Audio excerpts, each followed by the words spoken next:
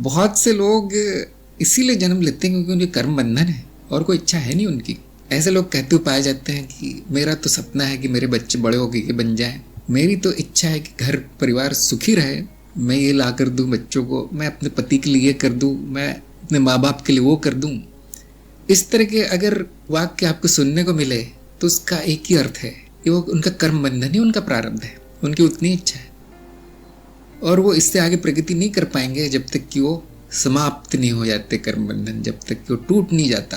तो जिनको पता चल गया है कि मेरा यही प्रारब्ध है वो करते रहें, कोई बुरी बात नहीं है। क्या होगा, ज़्यादा 50 जन्म 100 जन्म आप उस कुल में पड़े रहेंगे, फंसे रहेंगे, रिपीट होता रहेगा जन्म, वही वही करते रहेंगे। लेकिन गुरु से के पास जो चला गया इस स्थिति में कि क्या यही मेरा प्रारब्ध है, परिवार की सेवा करना है, समाज की सेवा करना है, या नेताओं की सेवा करना, कुछ भी करते रहते लोग, अपना जीवन उसको मान लेते हैं। गुरु के पास पहुंच गया जो व्यक्ति, उसका सर्वनाश हो जाएगा। ऐसी स्थिति में उसके वो बंधन टूट जाएंगे, उसका वो प्रारब्ध समाप्त कर दिया जाएगा वहीं के वहीं, और अब कुछ अच्छा लक्ष्य मिलेगा। इसीलिए जो पारिवारिक जनता है गुरुजनों से डरती है, आना नहीं चाहते उधर, क्योंकि उनका वो सब समाप्त हो जाता है। क्या कल ही समाप्त हो जाएगा कि सारा परिवार कल ही छूट जाएगा? कुछ भाग्यशाली हैं जो इनका 1-2 दिन में भी हो जाता है, क्योंकि वो बंधन तो मानसिक है, भौतिक नहीं। लेकिन हर कोई इतना भाग्यशाली नहीं होता, तो घबराने की बात नहीं। कई वर्ष लग जाते हैं समाप्त होने में, और जो दुर्भाग्यशाली है, अभागे हैं जो, उनको कई जन्म लग जाते हैं। लेकिन हाँ, गुरु से मिलना, वो बीज पड़ जाता है फिर एक मन में। क्या है वो बीज? ये सुन लेना है कि तुम कर्म बंधन में हो, इतना काफी है उसको उस बंधन से निकालने के लिए। मान लीजिए एक कैदी है जो कैद खाने में, जेल में है, उसको किसी ने बताया नहीं कि तुम कैद खाने में हो। उसको एक बार बताना पड़ता है कि ये जेल है, इसके बाहर सारा संसार है, सारी दुनिया है, आज़ादी है। वो बता के वो व्यक्ति चला जाता है, देखो जेल की दीवारों के परे क्या है। अब इतना सुनना काफी है उसको, बीज पड़ गया। जो गृहस्थ है, सुखी है अपने जीवन में, परिवार में, गुरु के 2 शब्द काफी है उसको हटाने के लिए वहां से। ध्यान दीजिए, बहुत खतरनाक चीज है गुरु, आना नहीं बिल्कुल यहाँ परिवार वालों को। जो पहले जरूरी है उसको निपटा दीजिए, और हाँ, सोच समझ के निर्णय लेना है, क्योंकि ये जैसे कि मैंने कहा निजी मामला है, परिवार का मामला है, तो इसमें गुरु भी टांग नहीं अड़ाते। एक दिन हमारी बात हो रही थी कि जो गुरु ऐसा कर रहा है कि आपका जीवन भी चला रहा है, वो बहुत बड़ा गुरु है, बहुत बड़ा है। क्यों? क्योंकि आपके कर्म उसके सिर पे आ रहे हैं। फिर जो निर्णय लेता है उसका कर्म होता है, ये बात सबको पता है। तो यदि आपकी जगह कोई निर्णय ले रहा है तो आपका कर्म ले लेता है, फिर अब उसको भुगतना पड़ेगा सारे परिणाम। इसलिए बहुत से गुरु हैं जो छोड़ देते हैं कि तुम अपने जीवन में जो चाहे कर लो, मैं यही सिखाता हूँ, मुझ जब चाहे वो सीख लेना। तो वो शिष्य बहुत भाग्यशाली होता है जिसका जीवन भी गुरु चला रहे हैं, बहुत कम होगा ऐसा। तो मेरा यही सुझाव है कि आप अपना निर्णय ले लीजिए, जो भी निर्णय है उसके फल आप ही को भुगतने हैं, वो आएंगे कभी ना कभी। आप शादी कर लेंगे, हाँ उसके फल आएंगे, कर्मबंधन होंगे, नहीं करेंगे उसके भी फल आएंगे। सभी लोग जानते हो क्या है, अपूर्ण इच्छाएं, अकेलापन, जनता की गालियां सुनना, माँ बाप की गालियां सुनना, ये सब होगा। इन सामाजिक बंधनों से, पारिवारिक बंधनों से कौन बचा है? जो आगे प्रगति कर गया है, मार्ग पर चला गया है आगे, जिसके गुरु हैं अच्छे, और जिसके गुरु इतना विश्वास हो गया है शिष्य पर कि अब उसके कर्म भी ले लेता है गुरु अपने सर पर। उन लोगों को कोई फर्क नहीं पड़ता उनके जीवन में क्या चल रहा है, उनके समाज में क्या चल रहा है, काफी आगे चले गए। लेकिन जो नए नए आए हैं, चलना शुरू किया है अभी, संसार के बाहर जिनकी यात्रा शुरू हो गई है, उनको स्वयं निर्णय लेना है। हाँ, आप जो भी निर्णय लेंगे गुरु उसमें आपकी सहायता करेगा। आप परेशानी में पड़ जाएंगे, कोई बात नहीं, वहां से निकाल लिया जाएगा।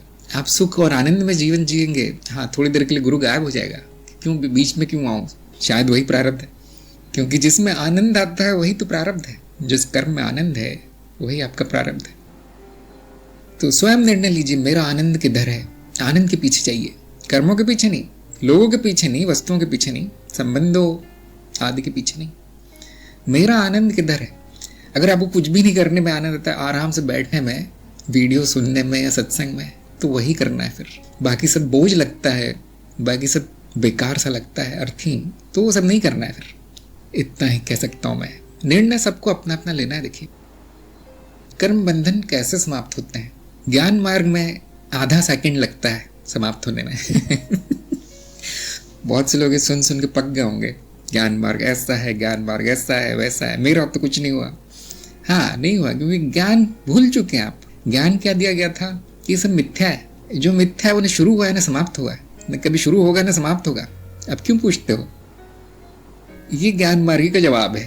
अब मैं जानता हूँ इससे संतुष्टि होगी नहीं किसी की, तो मैं आपको व्यवहारिक जवाब देता हूँ जो कि पूरी तरह झूठ होगा, लेकिन हो सकता है अभी काम आ जाए। कर्म बंधनों को निभा के समाप्त होते हैं। आपका जो कर्तव्य है वो पूर्ण कर लीजिए और दोबारा मत बनाइए। ये बात महत्वपूर्ण है। कर्तव्य समाप्त कर लेंगे आप, वो तो करना ही पड़ेगा ना, बंधन है तो। दोबारा नहीं बनाना है। इसकी इच्छा होनी चाहिए, ये इच्छा आपके मन में होनी चाहिए कि मुझे बंधनों में नहीं पड़ना है। क्या वो इच्छा है आपके मन में? तो वो समाप्त हो जाएगा। कब? जब भी उसका समय आएगा। कुछ बंधन तुरंत समाप्त हो जाते हैं क्योंकि आपने वो इतनी बड़ी गलती कर दी होगी ना कि कई जन्मों तक मैं साथ हूँ। अगर ये गलती कर दी तो फिर वो कई जन्मों के बाद समाप्त होंगे। अगर आज इच्छा आई है कि मुझे अब साथ नहीं रहना है, साथ का अर्थ है बंधन में नहीं रहना है, तो फिर वो जितने जन्म का आपने एग्रीमेंट किया था उतने जन्म तक चलेगा वो। कुछ बंधन बड़े जल्दी हो सकते समाप्त, जिनको हम कहते हैं वो हल्के फुल्के बंधन है। जैसे आप कहीं नौकरी करते हैं, आपने क्या बंधन वहाँ बांधा है कि तुम मुझे इतने पैसे देना, मैं तुम्हारा इतना काम कर दूंगा। आप कहते हैं मुझे दूसरी नौकरी मिल गई, आपके पैसे नहीं चाहिए, काम भी नहीं करूंगा। कोई बंधन नहीं है। देखिए, एक आध साल में समाप्त हो सकता है, उसे काम खत्म करके त्याग पत्र दे सकते। छोटा सा है क्योंकि आपने इतना बड़ा अपने सर पर कर्तव्य नहीं लिया था, जल्दी हो जाएगा, हो गया समाप्त। लेकिन जैसे शादी है भारतवर्ष में, कम से कम इस देश में जीवन भर का बंधन है। यहाँ बहुत बुरा माना जाता है शादी टूटना। उस स्त्री और उस पुरुष का जीवन बर्बाद हो जाता है, फिर भी लोग कूदते हैं उसमें जाके, पता नहीं क्यों। अगर ऐसा बंधन बन गया है तो ये जीवन संपूर्ण उसमें जाने वाला है, वो आपका कर्तव्य हो गया। उसको पूर्ण कर लीजिए और संकल्प ये रखिए कि मुझे ये वापस नहीं करना, छोड़ देना है। ठीक है, ये गलती है। शादी होने के बाद बच्चे हो जाते हैं, ये कई जन्मों का बंधन है, क्योंकि जो बच्चे पैदा हुए हैं वो कर्म बंधन के कारण हुए हैं। वो जीव वही है जिनसे आपके कर्म बंधन थे पहले से, अब वो कई जन्मों तक चलेगा। इस जन्म तो चलेगा ही, पति को छोड़ सकते हैं, बच्चों को नहीं, है ना। तो ये जन्म जाने वाला है उसमें, क्योंकि बड़ी गलती हो गई। फिर भी संकल्प ले सकते हैं कि 3-4 जन्मों के बाद इनसे भी छुट्टी हो जाए मेरी, इनसे भी कर्म बंधन हट जाए, मुझे करना ना पड़े कर्तव्य, एक कर्म ना करना पड़े मुझे बार बार। संकल्प में बहुत शक्ति होती है, खास तौर से साधक के संकल्प में। एक आम व्यक्ति संकल्प धारण करेगा तो हो सकता है कि कई वर्षों बाद, कई जन्मों बाद उसका परिणाम मिले। अगर साधक बोल भी देता है कि मुझे कर्म बंधन नहीं चाहिए, यही संकल्प हो जाता है, उसकी वाणी में शक्ति होती है। लिख के रख लीजिए मुझे मेरे क्या क्या बंधन है, वो क्या क्या नहीं चाहिए। लिख देने से वो दृढ़ संकल्प हो जाता है, और किसी को दिखाना नहीं है, और किसी को बताना नहीं है, क्योंकि दूसरों के संकल्प आपके संकल्प को प्रदूषित कर देते हैं, खास तौर से जब मिलता नहीं है किसी से संकल्प आपका। यही तो हो रहा है, क्योंकि आपके कर्म बंधन आप छोड़ने को तैयार है, दूसरे नहीं, वो नहीं छोड़वाना चाहते क्योंकि उनका जीवन ही बंधन है। इसीलिए ये सब चुपके चुपके होना है, चोरी चोरी होना है। समाज आपको जाने नहीं देगा, वो दलदल है, दलदल छोड़ती नहीं है, कहती यहीं रहो, डूबे रहो इसमें। तो ये साधक प्रण लेता है, संकल्प लेता है, प्रार्थना करता है, कभी कभी उसका फल तुरंत आ जाता है। फिर शिकायत नहीं करनी है कि सब समाप्त हो गया, क्यों? हाँ, समाप्ति होगा जिसके मन में विचार आ गया कर्म बंधन कैसे समाप्त होते हैं, उसके समाप्त हो गए। कर्म बंधन किसका दोष है इसमें? किसी और का नहीं, किसी और का नहीं, स्वयं का है ना। मैं ही तो गया था वहां सभी संबंध स्थापित करने, सभी बंधन लेने, मैंने ही तो लिए हैं। और जो ऐसा नहीं सोचता उसका जीवन बड़ा कष्ट में जाता है कि क्यों है बंधन, क्यों है बंधन है। नहीं, तुम्हारा ही किया हुआ है बेटा, खुद ही लिए थे। तो ये स्वीकार भाव जब आ जाता है तो शांति से पूर्ण हो जाएगा करना तो पड़ेगा लेकिन जल्दी हो जाएगा, और इतना उथल पुथल नहीं होगी जीवन में।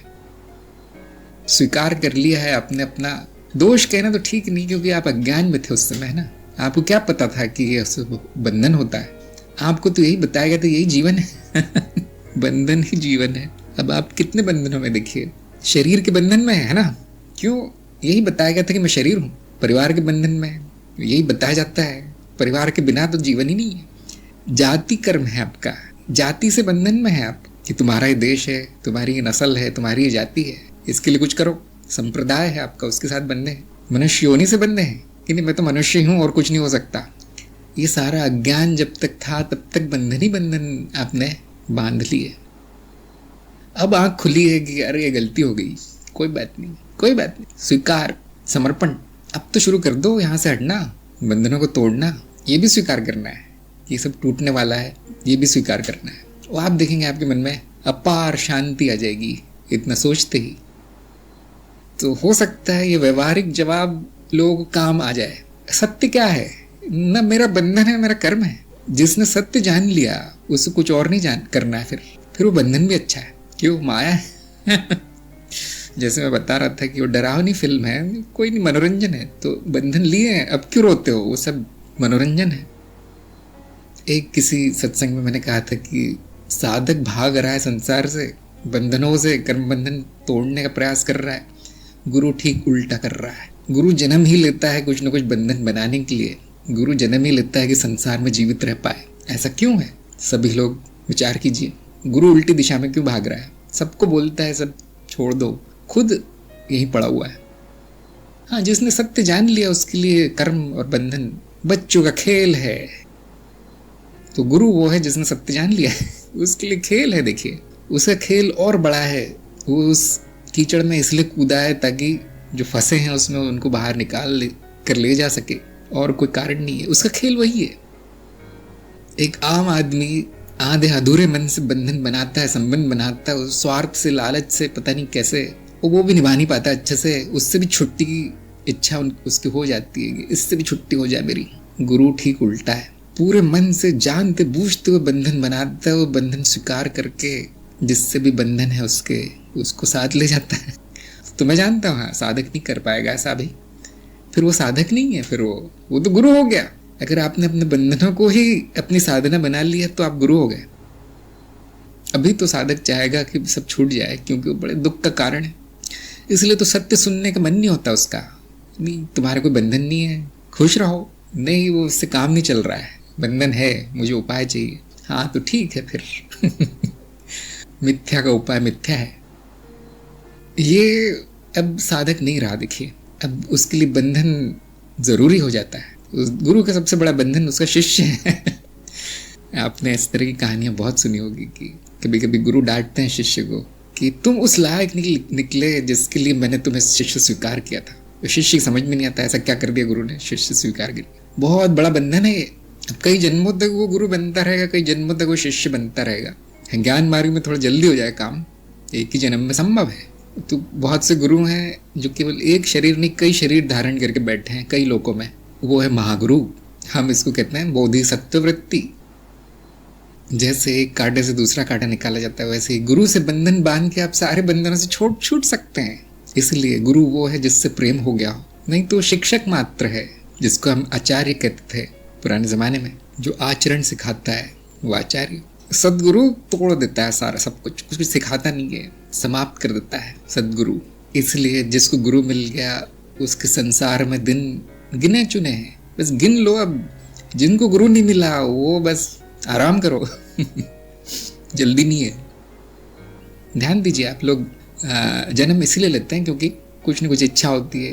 वो इच्छा भी तो बंधन है, इच्छा बंधन। तो मनुष्य जीवन समाप्त हो जाएगा। हाँ, अलग की तो बात ही नहीं है, समाप्त ही हो जाएगा जीवन। मुक्ति, जिसको पारंपरिक रूप से मुक्ति कहा गया है। मनुष्य को तो एक ही चीज पता है कि मनुष्य जीवन से मुक्ति ही मुक्ति है। तो जो अभी भी सोच रहा है कि मैं मनुष्य हूँ, ये जीवन मेरा है, उसको ये दवाई दी जाती है कि चलो ये छोड़ दो। कम से कम इससे हट जाओ। लेकिन ज्ञान मार्ग में कोई मुक्ति नहीं है। देखिए, जैसे बंधन नहीं है वैसे मुक्ति नहीं है। तो कर्म बंधन जब समाप्त हो जाए तो मन में शांति, आनंद, ये सब व्याप्त रहेगा। जो जरूरी कर्म है वो अपने आप होते रहेंगे। अकर्ता भाव होगा। अभी तो कर्ता भाव है कि मैं कर्म कर रहा हूँ, ये बंधन भी मेरे, कर्म भी मेरे। अकर्ता भाव से जो कर्म होते हैं उसको कोई बंधन नहीं होता। शांति, आनंद, अकर्ता भाव, स्वतंत्रता, स्वच्छंदता, इस प्रकार के अगर अनुभव प्रकट होने लगे तो समझ जाइए कि अब बंधन छूट रहे हैं। और अगर अभी भी इस प्रकार के विचार आ रहे हैं कि पता नहीं मेरे जीवन में क्या होगा, पता नहीं मैं सही मार्ग पे हूँ या नहीं, पता नहीं कौन गुरु है, ज्ञान तो हो ही नहीं रहा मुझे कुछ, पता नहीं ये कर्म करूँ या नहीं करूँ, मेरा जीवन क्या है, लक्ष्य क्या है, ये इस प्रकार के विचार हैं, तो अभी बहुत बंधन है, कई जन्म निकल जाएंगे अब इसमें। मनुष्य का शरीर, मनुष्य की बुद्धि, इसका क्या उपयोग है अगर वो सेवा में नहीं लगाया जाए तो उसको? स्वार्थ तो पशु भी कर लेता है। तो जब बंधन मुक्त हो जाए तो सेवा भाव में जीवन जीना है। नहीं आप तो खाना भी खाते हैं, आप तो पानी भी पीते हैं, ये तो स्वार्थ है, ऐसे बहुत से लोग कहेंगे। नहीं, जिसको इस जीवन में कोई रुचि नहीं है वो तो कल भी छोड़ सकता है खाना पीना, वो शरीर की सेवा कर रहा है। काश ऐसा होता कि शरीर को न खाना चाहिए होता, न पानी चाहिए होता, न देखभाल चाहिए होती, तो फिर निर्बाध सेवा हो सकती थी शरीर से मुक्त होकर। लेकिन क्या करें, फंसे हुए हैं आप शरीर में, तो उसकी भी सेवा कर देते हैं। जो मुक्त व्यक्ति है, जीवन मुक्त, उसका सारा जीवन सेवा हो जाता है। जो अज्ञानी है, बंद बुद्धि है, वो यही, उसको तो यही दिखेगा, ये जीवन मुक्त अपने आप को कहता है, लेकिन वो सब करता है जो मैं करता हूँ। हाँ, आप जो करते हो स्वार्थ है, जीवन मुक्त जो करता है वो सेवा है, बस इतना फर्क है।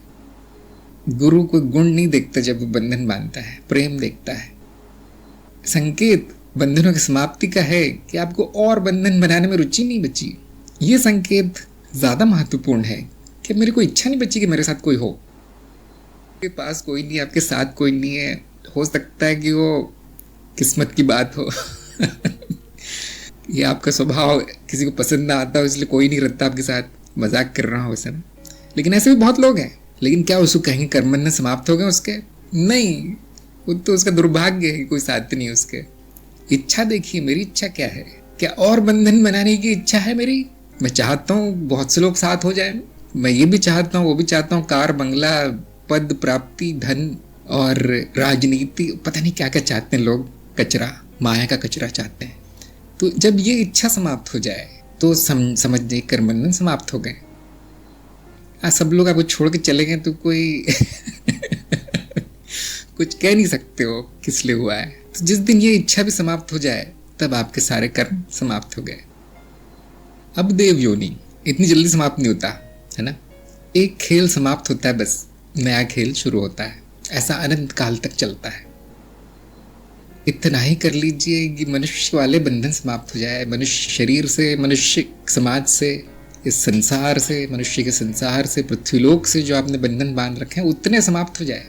इतना ही आपके वश में है अभी। बाकी जो ज्ञान हो गया है वो आराम करें, उनको कुछ नहीं करना है। अगर आपके साथ 10 लोग हैं, बड़ी खुशी की बात है। एक भी नहीं है, बहुत बड़ी खुशी की बात है, आनंद है अब तो। ये ज्ञानी की मानसिकता ऐसी है। अरे मेरे मन में तो किसी से संबंध बनाने की इच्छा ही नहीं है, बहुत खुशी की बात है। मेरे मन में संबंध बनाने की इच्छा आ गई है, और बड़ी खुशी की बात है, अब तो खेल होगा। ये ज्ञानी की मानसिकता है। तो जिसको ज्ञान हो गया है उसको हर चीज़ आनंद में ही मिलती है, वो तो हर अवस्था में आनंद में ही है। जो अभी अज्ञान में वो जोड़ तोड़ में क्या समाप्त हो जाए, क्या शुरू हो जाए, मेरी ये इच्छा है, मेरी वो इच्छा है। तो विरक्ति वो है जहाँ पे कुछ भी हो जाए सब ठीक है।